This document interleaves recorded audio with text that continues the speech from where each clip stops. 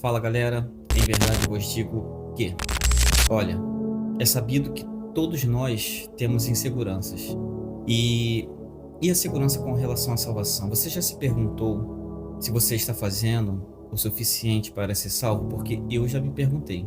Não é tão difícil ficar inseguro quanto essa questão, pensativo até, medo de fechar os olhos para esse mundo e quando você abrir os olhos não ser o paraíso. Para falar disso, precisamos primeiro entender o cristianismo, onde que ele nasceu. Vai fazer todo sentido para vocês essa introdução. O cristianismo nasceu dentro do judaísmo. Nesse ambiente onde costumes, cultos, tradições e lei estavam atrelados à religião. Dessa forma, pensa comigo, após a morte e ressurreição de Jesus Cristo é que nasce o cristianismo, certo? E aí esse mesmo cristianismo precisa ser passado, evangelizado aos gentios, que somos nós. Entretanto, há uma diferença cultural muito grande. E a pergunta que ficava na mente dos judeus é como que isso ia acontecer? Até porque os judeus, eles não tinham essa visão de um Deus que veio para salvar todo o mundo. Eles entendiam que esse Deus se revelou a eles e eles eram os únicos merecedores aqui nessa terra de salvação. Porém, não é bem verdade isso. Até em uma das últimas parábolas de Jesus Cristo, ele já deu o que a gente chama de spoiler, que esse evangelho também seria confiado a nós. Só que é aqui que entra a questão. Há um impacto cultural muito grande, visto que esse Deus, ele se apresenta e ele passa todas as tradições, costumes, ritos e as leis para esse povo que estavam dentro dessa cultura. E como que funciona agora? É como se tivesse que escrever uma nova Bíblia para nós? Não. É a mesma Bíblia, só que tem questões preceituais. Agora são preceitos. Para isso, ele levantou um homem conhecido de todos por nome de Paulo. Todos conhecem a história de Paulo, como que ele nasceu no meio cristão. E não é isso que eu quero falar nesse vídeo. Porém, eu quero fazer uma rápida passagem aqui, pois Paulo ele foi o que muitos estudiosos chamam de o maior apóstolo, o que foi confiado o apostolado dos gentios. Aliás, ele mesmo fala sobre isso em Gálatas 2:8, porque aquele que operou eficazmente em Pedro para o apostolado da circuncisão, esse operou também em mim, com eficácia para os gentios. Ou seja, ele não só defende o seu apostolado, como a sua mensagem, o discernimento que ele teve. Creio eu que após Paulo ter uma experiência com Jesus Cristo, ele passou um período, acredito eu, revisando tudo aquilo que ele já tinha estudado, porque Paulo era um homem zeloso de tradição, zeloso da lei, fariseu, um rabino de calibre. Só que ele não tinha visto ainda a imagem de Jesus Cristo. Ele não tinha visto a presença de Jesus Cristo nesse Velho Testamento. E agora ele muda totalmente, completamente, é convertido a Cristo e ele vira apóstolo dos gentios. A carta de Paulo aos Gálatas, ele trata das seguintes questões. Tem 6 capítulos apenas. Trata de justificação pela fé, liberdade cristã e relação entre lei e a graça. Paulo escreve essa carta aos Gálatas por volta do ano 55 a 57 depois de Cristo. Durante uma terceira viagem missionária, ele estava em Éfeso e em sua primeira viagem missionária, Paulo fundou, pelo menos o que sabemos, 4 igrejas na Galácia. Algumas delas são Antioquia, Icônio, Listra e Derbe. Hoje, a Galácia fica situada na atual Turquia. Pensa comigo, Paulo chegou nesse local, pregou o evangelho, pregou principalmente a salvação pela fé, a graça que recebemos pela fé em Jesus Cristo. Com isso, ele plantou diversas igrejas. E qual que era a intenção de Paulo quando escreveu essa carta aos Gálatas? Era corrigir questões teológicas que estavam sendo, digamos, distorcidas. Um grupo de pessoas conhecida como judaizantes. Essas pessoas, elas queriam, entre os gentios, evangelizar que eles deveriam seguir a lei, guardando o sábado, fazendo a circuncisão e todos os ritos da religião judaica, para assim se justificar e poder alcançar a salvação. E não era isso que Paulo pregava. E Paulo muito se espantou quando eles mudaram desse evangelho para esse outro evangelho que Paulo fala que não é outro evangelho.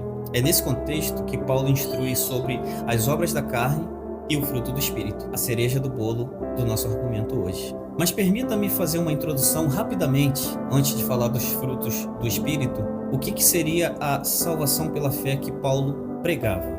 Eu vou fazer uma ilustração para vocês sobre esse aspecto. Espero que dê para compreender. Imagina que você está ultimamente sentindo uma tonteira, mas você pensa que é coisa normal. Não imagina que seja algo grave, é só porque abaixou e levantou, enfim. E chega alguém para você e fala assim, ó, eu acho que você está com algum problema, mais sério, você deveria verificar isso. E você não liga para aquilo, acha que não tem nada de errado e continua sua vida normalmente, até que essa pessoa torna a falar isso novamente. E aí você fica encabulado com isso e um dia você vai fazer ressonância. E aí você descobre que há um problema. Moral da história aqui para resumir. Você não teria como saber antes desse problema se não fizesse os exames com o equipamento adequado. Esse equipamento aqui é como a lei que Paulo explica. A lei ela veio para avultar, ou seja, mostrar em que você é caído, o que desagrada dele. E numa ilustração que eu quero dar aqui a vocês, imagina uma casa onde Deus coloca imagina uma casa onde um pai coloca 10 pessoas. E essas 10 pessoas começam a viver lá, a bel prazer, da sua maneira, fazendo de tudo, sem regras. E aí, de repente, a ira desse pai, aqui pode ser a ira de Deus, ela começa a vir sobre esse povo. E essas pessoas não entendem muito bem o que está acontecendo, o porquê que Deus não se agrada daqui. E aí, de repente, esse homem que colocou essas pessoas nessa casa, escreve do que ele não gosta. Eu vou falar aqui a nível de exemplo apenas. Imagina que ele escreveu lá, olha, não pode comer doce nessa casa, nem beber refrigerante, nem consumir gorduras em excesso e nem consumir álcool, bebida alcoólica. É só uma ilustração. E essas pessoas não sabiam disso, só que agora elas estão sabendo. E elas começam a viver suas vidas tipo, ok, vamos lá. A verdade é que elas não conseguem cumprir com isso. Algumas fingem cumprir. Diz que está guardando toda a lei, característica dos fariseus, quando na verdade, quando você comete aquelas coisas já por pensamento, você já violou aquela lei. E é a partir daí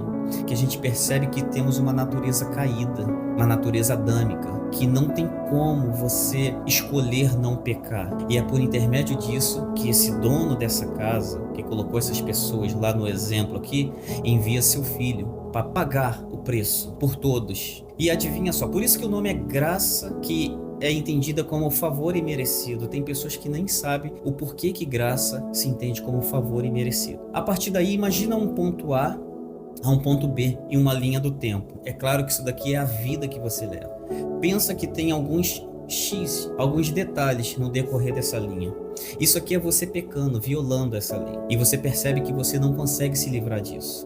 Jesus vai à cruz, morre pelos seus pecados e faz duas exigências. Ou seja, ele paga todos esses pecados. Agora você é justificado pela fé em Jesus Cristo. É a única forma de você ir ao Pai é pelo Filho. Então ele faz isso gratuitamente com duas exigências, que é ter fé. E o que é a fé aqui? Não é acreditar como eu tô vendo aqui uma parede na minha frente. Eu acredito que aquela parede está ali. Ou alguém que fala assim, Elias, aqui em casa tem uma caixa d'água no quintal. E eu falo, eu acredito em você. Eu acredito que tem uma caixa d'água aí. Não, não é esse tipo de fé, como acreditar no Jesus histórico. É a fé que é seguir os seus preceitos e ensinamentos, onde Jesus exige amar o Senhor teu Deus sobre todas essas coisas e o próximo, como a ti mesmo. E Paulo ainda fala, porque toda a lei se cumpre numa só palavra, nesta: amarás o teu próximo como a ti mesmo. É a partir daqui que a gente vai chegar no que conversamos no começo do vídeo. Os frutos, eles vão permitir, eles vão confirmar o caminho da salvação. É pelos frutos que você sabe que se está sendo salvo. Não é pela igreja A, B ou C. Essa doutrina é certa, essa daqui é errada, aquela de lá também. Eu me visto assim, assado, e aquele lá se veste da forma tal. Não é por isso. É claro que isso é um assunto também pertinente, interessante para se discutir. Raciocina comigo. Os frutos do Espírito, que é o caminho para a salvação, ele nada mais, nada menos é que o caráter de Cristo revelado em nós. Por nós mesmos, não somos capazes de produzir esse fruto. Essa que é a verdade. Apenas com uma vida de santidade guiada pelo Espírito Santo. Não significa que nós não vamos errar mais. Entenda bem. Vou dar dar um exemplo aqui. Um exemplo que eu até já ouvi, achei muito interessante. Imagina que você faz uma viagem de 5.000 quilômetros e fura o pneu apenas uma vez, o que é impossível, né? Mas você não vai reclamar, nada aqui vai estar anormal. O estranho é se você começar a furar o pneu de 100 em 100 metros durante 5.000 quilômetros. Aí sim você tem um problema. Semelhantemente, é o pecado na nossa vida. Não significa que quando temos fé em Jesus Cristo e fazemos as boas obras, praticamos o amor ao próximo, amando a Deus também sobre todas as coisas, que nós estamos imunes aos pecados, aos erros. Não, a diferença é que agora nós vamos sofrer se assim fizer. Antes, você andava conivente com o pecado, não estranhava, fazia uma mazela e outra e para você estava tudo bem. A partir de agora, você dobra o seu joelho, chora aos pés do Senhor, pedindo para que Ele segure a sua mão, porque você não aceita aquela vida de pecado. Então é diferente, a conversa aqui é outra. A exemplo disso, Davi. Davi era um homem segundo o coração de Deus devido ao arrependimento que ele conseguia ter. Arrependimento esse que nós temos que ter também. E ali em Gálatas, você percebe que o fruto do Espírito, aliás, eu vou fazer uma correção aqui. A passagem quando fala obras da carne são muitas coisas, mas quando fala de fruto, ele dá um monte de qualidades, porém ele fala de fruto no singular. É como se fosse um outro exemplo também que eu ouvi interessantíssimo, é como se fosse uma laranja. Uma laranja é repleta de gomos, mas ainda assim é uma laranja. E nesse gomo que vamos destrinchar aqui agora, o primeiro fruto é o amor, prova que somos filhos de Deus. Há pessoas que não têm a capacidade de ter amor a si mesmo, não amam o próximo. Como essa pessoa pode se rotular filho de Deus? Todos nós somos filhos de Deus. Não, Deus é amor. Jesus pediu para amar a Deus sobre todas as coisas e ao próximo. Então, se você for incapaz de amar a si mesmo, nem ao próximo você terá capacidade de amar. A segunda característica do fruto é a alegria. E a alegria aqui não significa necessariamente a presença de coisas boas ou até mesmo a ausência de coisas ruins. Não, essa alegria aqui é aquela tal que excede todo entendimento. Eu já cheguei na casa de pessoas tão humildes que a sua casa não tinha um conforto e não tinha grandes coisas em sua despensa, mas a casa era repleta de alegria. Você sentia a presença de Deus ali. Estava até devendo aluguel, luz, mas elas não deixavam de te cumprimentar e sorrir com alegria. Essa que excede todo entendimento. Há pessoas que vai para casa, uma casa confortável, com tudo, carro na garagem, e reclama que a vida não tá boa, que lhe falta alguma coisa. A terceira característica do fruto é a paz. Também não significa ausência de lágrimas. Às vezes podemos perder um ente querido, ser acometido de alguma doença, uma enfermidade, e isso não significa que com isso eu vou rotular que eu estou com ausência de paz, que eu não tenho paz nessa vida. Não, essa paz ela é interior. Essa paz é Jesus Cristo, é a ação do Espírito Santo dentro de você. É o caráter de Cristo refletindo em você. E a quarta característica é longanimidade. Longanimidade é o mesmo que uma pessoa paciente. Não tem como eu falar disso e não lembrar do meu irmão. Foi o meu maior exemplo. E não é porque ele é falecido que eu estou falando dele assim. Eu acredito que todos os outros meus irmãos que estiver vendo esse vídeo há de concordar comigo. Conversávamos com ele e ele era uma pessoa paciente. Não conseguíamos nem falar em tom de voz elevado, porque quando uma pessoa é muito tranquila, paciente, calma, você acaba se ajustando a ela e querendo até imitar ela. Que sejamos assim, porque isso é característica de Deus, é característica de Jesus. Benignidade, mais uma característica desse gomo, dessa laranja. Benignidade é o mesmo que misericórdia, bondade. A pessoa que não tem capacidade de ter misericórdia do outro quando ele precisa, essa pessoa já perdeu tudo. Pensa numa mulher que mora aqui e a vizinha ali, e ela diz assim: eu não vou com a cara dessa mulher. Primeiro, que isso não é coisa de cristão, e segundo, que imagina que essa determinada mulher do qual ela não vai com a cara dela, segundo os termos que ela usa, né, ela perdeu o emprego e ela tem 2 filhos para sustentar, tem um aluguel para pagar. A de cá, sabendo disso, ao invés dela se compadecer, ela diz: bem feito, merecia, para aprender. Eu não sei que tipo de pessoa é esse. Essas pessoas que não liberam essa misericórdia, sinto em lhe dizer, não alcançarão misericórdia do Senhor. Mas uma característica desse gomo, dessa laranja, é bondade. Bondade são atitudes e ações nobres, de ajuda. Ainda no exemplo dessa mulher, se ela tivesse bondade no coração, apesar dela não gostar dessa mulher, aqui num termo fictício, fictício, ela iria até essa mulher perguntar se ela está precisando de alguma coisa, porque ela vê que ela tem 2 filhos para sustentar. Essa bondade, Paulo até instrui que devemos ser misericordiosos e bondosos, ajudando uns aos outros, principalmente aos domésticos da fé, mas também para com todos. Mas uma característica é a fé, é essa fé mesmo. É a fé que Deus tem a chave de todas as portas da sua vida. Ele que controla tudo. Aconteça algo bom ou algo ruim, Deus está no controle.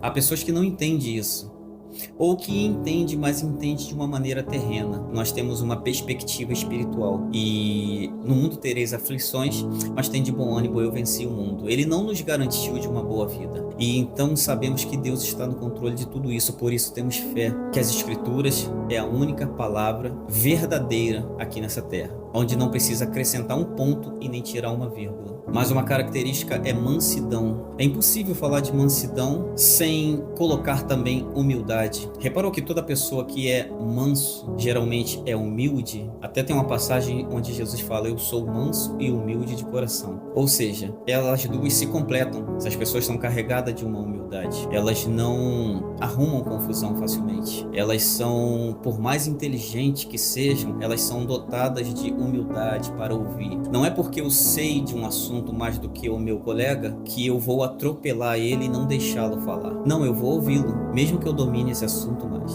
Isso é uma característica de humildade. Ao contrário de humildade, é soberba, coisa que nenhum cristão deve ser. E por último, temperança, que é o domínio próprio. Hoje temos pessoas tanto no mundo quanto dentro da igreja que não têm o domínio próprio. Pastores brigando uns com os outros através de suas pregações, de seus sermões. Irmãos, é sobre arrependimento, é sobre trazer almas para Cristo.